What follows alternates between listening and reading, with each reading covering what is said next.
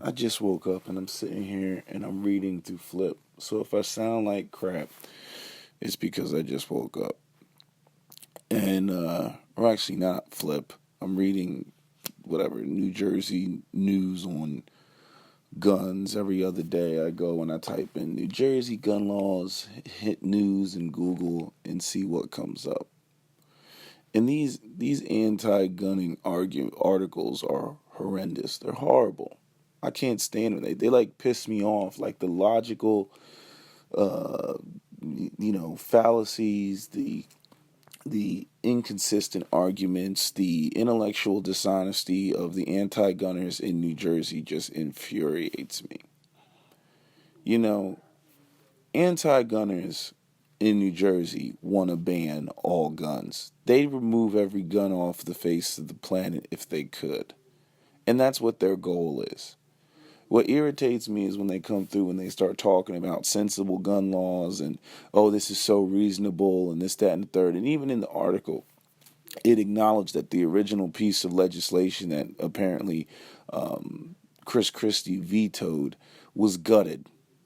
Okay, which means that there was more in there other than just the whole mental whatever the mental health information sent around. First off, New Jersey already has like a mental health check thing when you go and you apply for a firearms permit.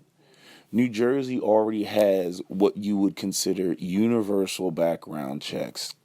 Okay, there's no way to get a firearm in New Jersey without a universal background check or some sort of background check. Now, you don't have to go and get a permit to purchase, like a pistol permit, for a long gun in New Jersey, but you still got to, when you go to the store to buy a shotgun, you still got to go to a background check. You still have to go through a background check. If you go to a gun show, you have to go through a background check when dealing with licensed dealers. Now, if you go to a different state, if you go to Pennsylvania and somebody wants to sell you a shotgun, they can sell you a shotgun. Okay, but how many crimes in New Jersey have been committed with, shotguns or mass shootings? I understand the people who want to prevent them, but there would be an argument for what's the problem with universal background checks or why they're needed, because Joe Blow can go to Pennsylvania and find another idiot to sell him a shotgun. That would be the argument, right? But if the goal was to get sensible gun laws passed, then the focus should be on the sensible gun laws, not on the radical extreme of, oh, we really wanted to ban all assault weapons, which are already banned in New Jersey. We wanted to ban all whatever, certain types of weapons. Like they tried to ban the 50 cal because all those gangbangers that are doing drive-bys with $8,000 50 cal rifles that they can barely like maneuver and stick out of the damn window that only shoot, one round at a time. But anyway, um, um, if they just went with the sensible aspect, then you wouldn't have pro gunners who are so paranoid about this slippery slope, which is the fact that anti gunners is just going to try to chip away at the Second Amendment, because they're sheeple and they believe that, if you take guns away from everybody, that criminals won't have them, and that, as long as they have their cell phone and they call 911, that police will show up in 30 seconds, and, that, what else? What else do they think? They just live in this fantasy world where they think that, they can't be stabbed to death, or they can't have a home invasion, or this doesn't happen here. That's a big time white people mentality. This can't happen here.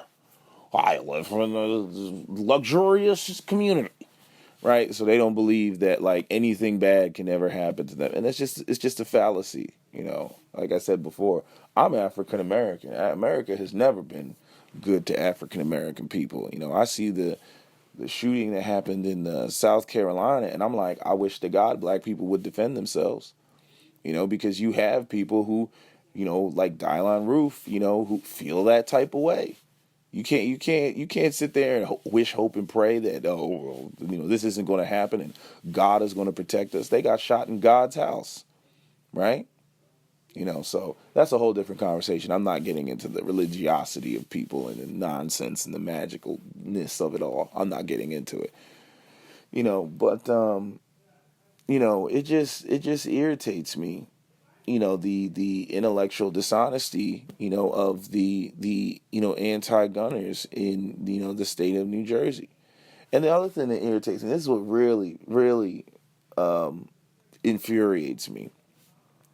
Just because New Jersey tends to be a state where people vote blue does not mean that they're anti-gun. This is what I can't stand about the Democratic Party. It's like Democrats lose their mind when it comes to gun control. And they ignore their constituents when their constituents say, hey, we don't want this shit. You know what I mean? They listen, they criticize Christie for catering to the conservative base, especially conservatives who don't even live in New Jersey, because he's trying to do this whole national thing, but yet the Democrats in New Jersey will listen to the extreme parties like Moms Against Guns, or what's the other one? Heeding God's Call. Here we go with the magic again. Heeding God's Call, or black people who are stupid and want to focus on, we got to get guns out of the community. And then you got white racists that want to blow them away. And then you got the other, black leaders who want to get rid of the guns in the community. And the guns ain't the problem. The problem is the fact that there's no economic opportunities, and you got a narcotics trade. And the only way that a narcotics trade is going to be enforced internally within the trade is through gun violence. So you create economic opportunities, then you have people working and they have future and things to look forward, and they start families and everything. They're not going to be living a life of risky behavior trying to make ends meet by going out there and selling drugs. But see, they don't want to go to the root of the problem. They want to go to the superficiality of the problem, put a Band-Aid on it and say, oh, what we need gun control to keep guns out of the hands of young black males in the inner city. I'm like, they wouldn't be doing what they're doing if there were economic opportunities in Camden, but all those factories shut down back in the 60s, after the 67 race riot, because of all the social injustice that was going on, and all the factories, all those jobs left, and it's been shit ever since. That's what the problem is. But you can't tell black leaders that. Whatever. I have my own issues with the black community and the inappropriate responses that we have in terms of social injustice, economic injustice, white supremacy, and being economically literate. I have serious issues with African American community as it pertains to that, but that's a whole different video, and I think I've expressed enough of that in several other videos. Where was I going? I mean, you can go on YouTube and you can pull up all of the whole 2013, after the whole Sandy Hook thing. You can pull up all the videos of New Jersey, pro Second Amendment individuals going before, the Senate or the House or whatever, and having these conversations about, engaging the legislator about, why they don't want their rights infringed on. And the vast majority of the people that were in there, this is what was staggering, were Democrats. They were Democratic people. They were people who vote Democrat. They even stated it before they gave their speeches. They're like, I've been a Democrat my whole life. I'm socially a Democrat, but, I support the Second Amendment. And the Democrats want to act like this group of people don't exist. It's just like you have conservatives who are fiscally conservative versus socially conservative. Social conservatives are the Bible-thumping white people who live way out in the Midwest, and they care about abortion, and they talk all that we want America back nonsense, and we make America great again. And you ask them why they don't like Barack Obama, they can't detail it. They like Donald Trump because he's talking all that coded white people language garbage, right?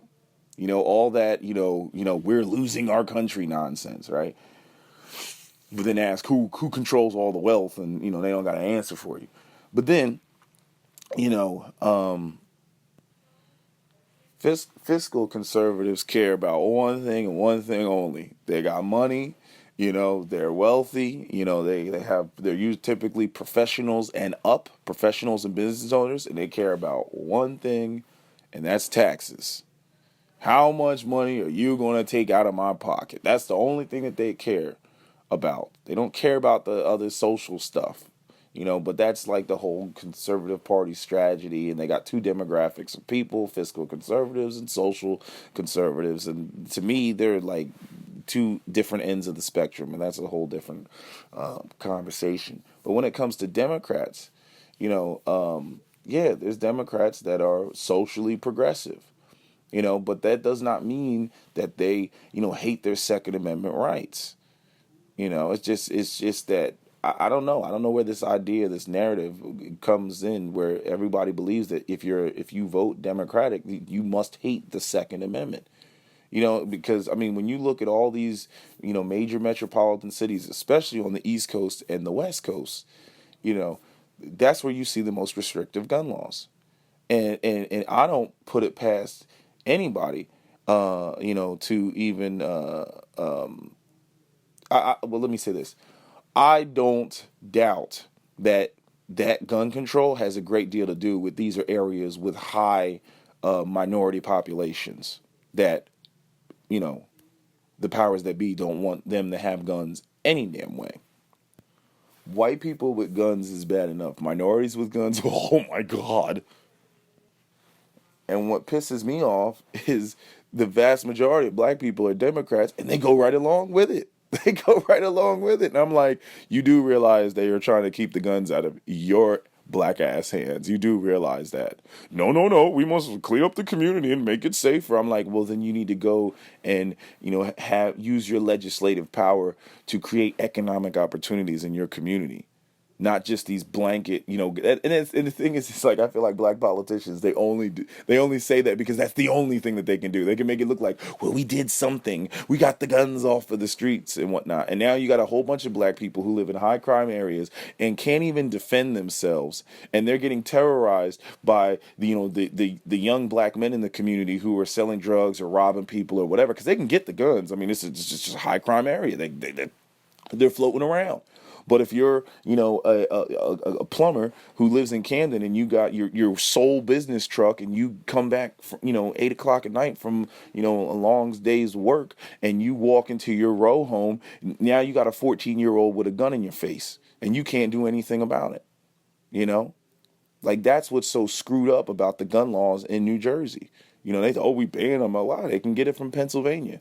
This Pennsylvania, you buy guns like sneakers. You got to go through background checks still, but you can get them like sneakers.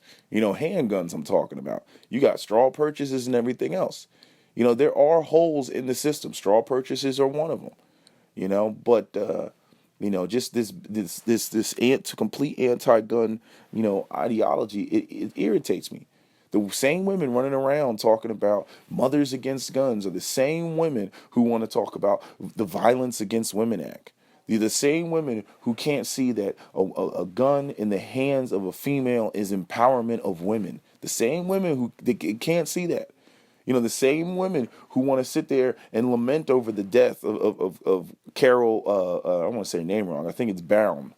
They want to lament over her death, but ignore the fact that she went through the permit process, the horrendous permit process in New Jersey, and, didn't get the gun in time. And where in any other state, she would have had it on her. And even in New Jersey, first off, there is no carry concealed in New Jersey other than if you're law enforcement. So if she had it on her, she would have been charged with a felony. Had she saved her own life and blown her murderer away, her ex-boyfriend, she would have been charged with a felony. It's absolutely asinine.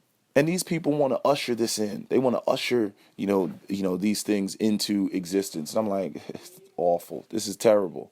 And these anti-gunners call this logic and reason and sensible gun laws. They're not.